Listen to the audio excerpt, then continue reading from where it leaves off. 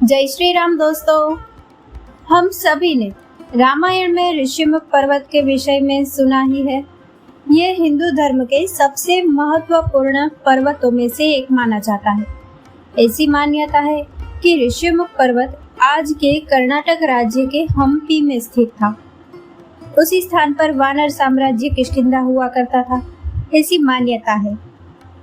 इस पर्वत के विषय में रामायण में बहुत विस्तार से लिखा है, किंतु ये पर्वत वास्तव में कैसे बना, इसके विषय में हमें बहुत अधिक जानकारी नहीं मिलती। हालांकि कुछ लोक कथाओं में से हमें इस पर्वत के बनने के पीछे की कथा का वर्णन मिलता है। ये कथा राक्षस राज रावण से जुड़ी हुई है। कथा के अनुसार जब रावण ने परमपिता ब्रह्मा से वरदान प्राप्त कर लिया तो अपने अतुल बाहुबल से उसने त्रिलोक में त्राही त्राही मचा दी। उसका वध भगवान विष्णु के अवतार द्वारा नियत था, किंतु उसके लिए बहुत अधिक काल तक प्रतीक्षा करनी थी। जब उसके अत्याचारों से सभी त्रस्त हो गए तो संसार भर के लाखों ऋषियों ने अपनी ओर से एक प्रयास करने की ठानी। वे सभी ऋषि एक स्थान पर इकट्ठे हुए और विचार विमर्श करने लगे कि रावण के अत्याचारों का अंत किस प्रकार हो सकता है। लंबी चर्चा के बाद उन्होंने ये निश्चय किया कि वे सभी उसी स्थान पर मुख खड़े रहेंगे और तपस्या करेंगे ताकि श्री हरि शीघ्र अतिशीघ्र अवतार ले और रावण का अंत हो सके। तब वे असंख्य ऋषि वहीं मौन खड़े रहकर रावण के विनाश की कामना करते हुए श्री हरि की आराधना करने लगे। ऐसा करते हुए बहुत समय बीत गया। देववश एक बार स्वयं रावण अपनी सेना के साथ भ्रमण करता हुआ वहां पहुंचा। इतने सारे ऋषियों को एक साथ वहां खड़ा देखकर उसे बड़ा आश्चर्य हुआ और वो उन सब से पूछने लगा कि वे सभी वहां क्या कर रहे हैं। किंतु वे सभी ऋषि मौन साधना में थे। इसी कारण उनमें से किसी ने भी उसके प्रश्न का उत्तर नहीं दिया। बहुत बार पूछने पर भी जब रावण को कोई उत्तर नहीं मिला तो उसे बड़ा क्रोध आया। उसने उन सभी के मौन को अपना अपमान समझा। उसने अपने सेनापति को आसपास के क्षेत्र में जाकर यह पता करने को कहा कि वास्तव में ये ऋषि यहाँ कर क्या रहे हैं। उसके सेनापति ने जब पता किया तब उसे पता चला कि ये सभी उसके स्वामी के विनाश के लिए ही मुख रहकर तपस्या कर रहे हैं। वो तत्काल वापस लौटा और रावण को सारी बातें बताई, ये जानकर कि ये सभी ऋषि स्वयं उसी के अंत के लिए तपस्या कर रहे हैं। रावण के क्रोध का बांध टूट गया और उसने अपनी सेना को उन सभी ऋषियों का वध करने का आदेश दे दिया। इसके बाद प्रकृति ने वो दृश्य देखा जिसकी किसी ने कल्पना भी नहीं की थी। रावण की अथाह सेना ने उन असंख्य ऋषियों का वध कर दिया। जहां तक दृष्टि जाती थी ऋषियों के शव ही दिखाई देते थे। उन सभी को मारकर रावण अपनी सेना सहित वहां से लौट गया। उन्हीं ऋषियों के शव से एक विशाल पर्वत बन गया। चूंकि वो पर्वत मुख ऋषियों के शव से बना था, उसका नाम ऋषिमुख पड़ा। इसका एक नाम ऋषिमुख भी पड़ा। चूंकि उस पर्वत का निर्माण इस प्रकार हुआ था तो लोगों ने उसके आसपास जाना ही छोड़ दिया।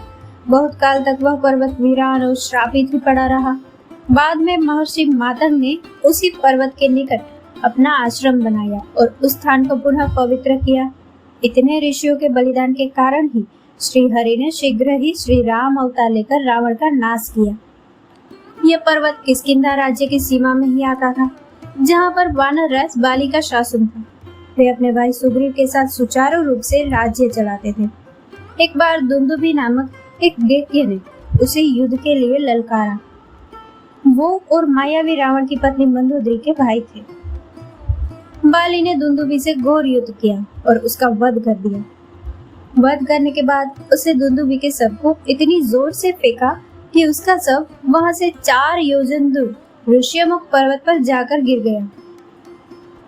दुंदुभी का शव महर्षि मातंग के आश्रम के ऊपर से होता हुआ ऋषिमुख पर्वत पर पहुंचा था, जिससे उनके आश्रम में उस दैत्य के रक्त की कुछ बूंदें गिर गई, जिससे उनका आश्रम एवं यज्ञ अपवित्र हो गए। जब मातंग मुनि ने ये देखा तो अत्यंत क्रोधित हुए। उन्होंने अपने तपोबल से ये पता कर लिया कि दुंदुभि के इस शव को फेंकने वाला वानर राज बाली है। तब उन्होंने बाली को यह श्राप दे दिया कि यदि वो ऋषिमुख पर्वत के 1 योजन की सीमा के अंदर प्रवेश करेगा तो तत्काल उसकी मृत्यु हो जाएगी। बाद में बाली को भी श्राप के बारे में पता चल गया और उसके बाद उसने ऋषिमुख की दिशा में जाना ही छोड़ दिया। बाद में दुंदुभि का भाई मायावी बाली से प्रतिशोध लेने के लिए किष्किंधा आया। दोनों में घोर युद्ध हुआ और बाली के डर से मायावी एक गुफा में छिप गया। तब बाली उसके पीछे पीछे उस गुफा में घुसे एवं अपने भाई सुग्रीव से कहा कि वो द्वार की रक्षा करे। 1 वर्ष तक गुफा के अंदर दोनों का युद्ध चलता रहा और सुग्रीव द्वार पर खड़े रहे। अंततः बाली ने मायावी का वध कर दिया और उसका रक्त गुफा के द्वार से बाहर आने लगा। जब सुग्रीव ने यह देखा तो उसे लगा कि बाली मायावी के हाथों मारे गए। तब उन्होंने उस गुफा का द्वार एक शिला से बंद कर दिया और वापस किष्किंधा आ गए, जहां उन्हें वानरों का राजा बना दिया गया। किंतु कुछ समय में ही बाली वापस आ गए और अनजाने में सुग्रीव को विश्वासघाती मानकर उसका वध करने को उद्यत हुए। तब बाली से अपने प्राण बचाने के लिए सुग्रीव हनुमान, जाम्बवंत एवं अपने कुछ अन्य विश्वसनीय मंत्रियों के साथ ऋषिमुख पर्वत पर चले गए। अब चूंकि बाली श्राप के कारण वहां जा नहीं सकते थे, इससे सुग्रीव के प्राण बचे हुए थे। वे वहां उसी प्रकार बहुत काल तक रहे और फिर श्री राम और लक्ष्मण ऋषिमुख पर्वत पर आए। इसी पर्वत पर हनुमान जी की सहायता से श्री राम एवं सुग्रीव में मित्रता हुई और श्री राम ने बाली का वध कर सुग्रीव को राज्य दिलवाया।